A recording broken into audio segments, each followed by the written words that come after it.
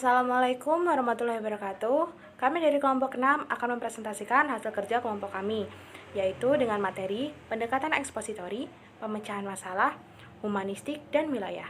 Sebelumnya, perkenalkan anggota kelompok kami, yaitu saya Berlian Putri Caniago, Azhara Nur Ashifa, Basofi Yahya, Bella Dwi Anggraini, dan Daya Herpiona baru Manulang. Untuk materi yang pertama akan disampaikan oleh saya sendiri. Pengertian metode ekspositori. Metode ekspositori adalah strategi pembelajaran yang menekankan kepada proses penyampaian materi secara verbal dari seorang guru kepada siswa, dengan maksud agar siswa dapat menguasai materi secara optimal. Metode ekspositori merupakan bentuk dari pendekatan pembelajaran yang berorientasi kepada guru atau teacher center approach. Menurut Wina Sanjaya tahun 2008, 179. Dikatakan demikian sebab guru memegang peran sangat dominan. Melalui metode ini, guru menyampaikan materi pembelajaran secara terstruktur dengan harapan materi yang disampaikan itu dapat dikuasai siswa dengan baik. Fokus utama metode ini adalah kemampuan akademik siswa atau academic achievement student.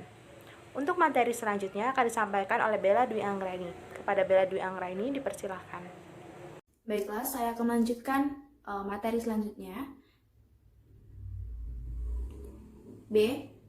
Cara merancang menggunakan metode pembelajaran IPS di SD yang berlandaskan pendekatan ekspositori. Dalam merancang menggunakan metode ceramah sebagai contoh pendekatan ekspositori, perlu terlebih dahulu diketahui sifat-sifatnya yang kurang baik, yaitu 1. Kurang memberikan kesempatan untuk bertanya atau berdiskusi, memecahkan masalah sehingga daya serap siswa kurang tajam. 2. Kadang-kadang pernyataan atau penjelasan lisan sukar ditangkap apabila jika menggunakan kata-kata asing. 3. Kurang memberi kesempatan kepada siswa untuk mengembangkan kecakapannya untuk mengeluarkan pendapat. 4. Kurang cocok untuk anak yang tingkat abstraksinya masih kurang. 5. Dapat menimbulkan kebosanan siswa dan verbalisme. Kemudian langkah-langkah dalam melaksanakan metode ceramah adalah sebagai berikut. 1. Melakukan kegiatan pendahuluan seperti menjelaskan tujuan pembelajaran, mengemukakan pokok-pokok materi yang akan disampaikan, memancing pengalaman siswa yang relevan dengan materi pembelajaran yang akan disampaikan. Kedua, menyajikan bahan pembelajaran dengan memperhatikan faktor-faktor berikut ini. Perhatikan siswa, menjelaskan materi pembelajaran, kegiatan pembelajaran sedapat mungkin bervariasi, umpan balik dari siswa untuk guru, dan motivasi perlu selalu. 3. Menutup pembelajaran dengan kegiatan sebagai berikut. Menarik kesimpulan dari bahan pelajaran yang disampaikan, memberikan kesempatan kepada siswa untuk menanggapi kembali bahan pelajaran yang telah dipelajari dengan menghubungkan mata pelajaran lain. Melakukan penilaian akhir untuk mengetahui sejauh mana pencapaian tujuan pembelajaran. Kedua, pendekatan pemecahan masalah. Pengertian pendekatan pemecahan masalah. Masalah dapat diartikan setiap kali yang mengundang keraguan-keraguan, ketidakpastian, atau kesulitan yang harus diatasi dan diselesaikan. Selanjutnya, masalah sosial dapat diartikan suatu situasi yang mempengaruhi banyak ruang dan dianggap sumber kesulitan atau ketidakpuasan yang menuntut untuk dipecahkan. Secara operasional, masalah sosial dapat diartikan suatu situasi yang pada kenyataannya tidak sesuai dengan yang dikehendaki. Selanjutnya akan dijelaskan oleh Basofi Yahya. Kepada Basofi, saya persilakan. Baiklah, saya akan melanjutkan materi yang selanjutnya. Nah, di sini kita akan membahas tentang cara memecahkan masalah. Jadi, cara memecahkan masalah itu ada 3. Yang pertama itu adalah pemecahan masalah secara otoritatif, yaitu pemecahan masalah yang dilakukan oleh penguasa atau yang berwenang atau pihak-pihak yang berwajib ya. Nah, misalnya pemerintah, guru, hakim, dan lain sebagainya. Lalu yang kedua itu ada pemecahan masalah secara ilmiah. Nah, pemecahan masalah secara ilmiah ini dilakukan dengan menggunakan metode secara ilmiah dan usaha untuk menemukan atau mengembangkan dan meneliti masalah yang dihadapi sehingga memecahkan masalah. Nah, contoh dari pemecahan masalah secara ilmiah ini misalnya kita menggunakan atau membuat skripsi atau karya ilmiah ya. Nah, itu salah satu contohnya. Lalu yang ketiga itu pemecahan masalah secara metafisik. Jadi, pemecahan masalah secara metafisik itu menggunakan cara-cara yang tidak rasional atau tidak masuk akal. Nah, misalnya berhubungan dengan makhluk gaib dan merupakan suatu proses yang memecahkan masalah dan menyangkut atau mengubah keadaan yang sebelumnya ada, yang aktual dan menjadi seperti yang ingin kita kehendaki atau tidak rasional gitu ya. Nah, misalnya kita percaya pada suatu tempat, namun kita menggali informasi tersebut menggunakan cara-cara yang seperti pendekatan spiritual gitu. Misalnya wawancara dengan makhluk-makhluk gaib dengan memasukkan ke tubuh manusia dengan mewawancarainya gitu ya. Lalu materi yang selanjutnya itu ada B tentang merancang model pembelajaran IPS terpadu dengan menggunakan pendekatan pemecahan masalah. Dalam merencanakan model pembelajaran IPS terpadu dengan menggunakan metode pendekatan pemecahan masalah, nah kita dapat mengikuti proses sebagai berikut. Ya, yang pertama itu adalah menyadari adanya masalah. Jadi kita harus yakin bahwa masalah yang ada bisa terselesaikan.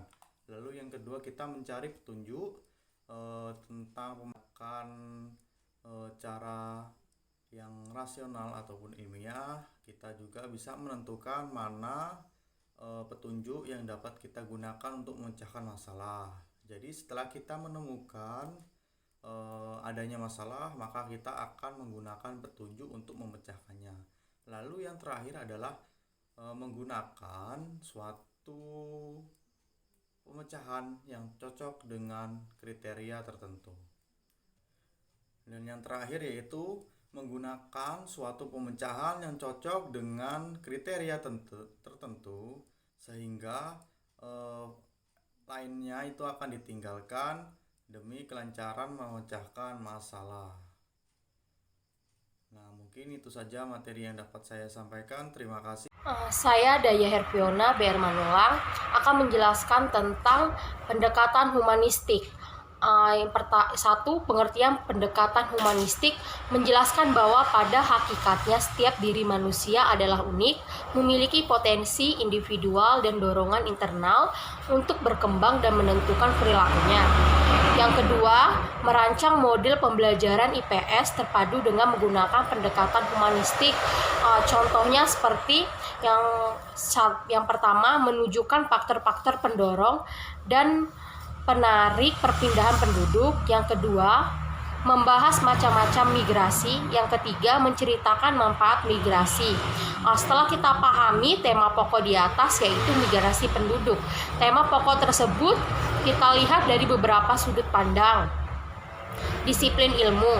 Misalnya kita akan menjelaskan uraian materi faktor pendorong dan penarik perpindahan penduduk, maka kita dapat menyorotinya dari sudut pandang ekonomi, geografi, kebudayaan, pemerintahan, dan pekerjaan. Di sini saya juga akan menjelaskan tentang pendekatan wilayah. Pengertian pendekatan wilayah.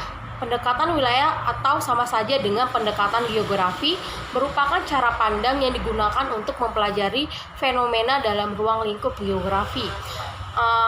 Pendekatan geografi dibagi menjadi 3, yaitu pendekatan ke ruangan, yang kedua pendekatan ke lingkungan, dan yang ketiga pendekatan kompleks wilayah. Sekian materi yang saya jelaskan. Terima kasih. Baiklah, saya Azhara Nur Asifa akan menyampaikan kesimpulan pada materi presentasi kali ini tentang metode ekspositori, yaitu strategi pembelajaran yang menekankan kepada proses penyampaian materi secara verbal dari seorang guru kepada siswa dengan tujuan supaya siswa memahami atau menguasai materi tersebut secara optimal. Yang kedua tentang humanistik. Humanistik itu menjelaskan bahwa setiap manusia hakikatnya itu adalah unik, memiliki potensi individual dan dorongan internal untuk berkembang menentukan perilakunya. Kemudian tentang pendekatan wilayah. Pendekatan wilayah ini memiliki karakteristik yang membedakan antara wilayah satu dengan wilayah lainnya secara region atau regional. Region ini merupakan wilayah geografi yang bervariasi ukurannya. Sekian, terima kasih. Kami akhiri. Wassalamualaikum warahmatullahi wabarakatuh.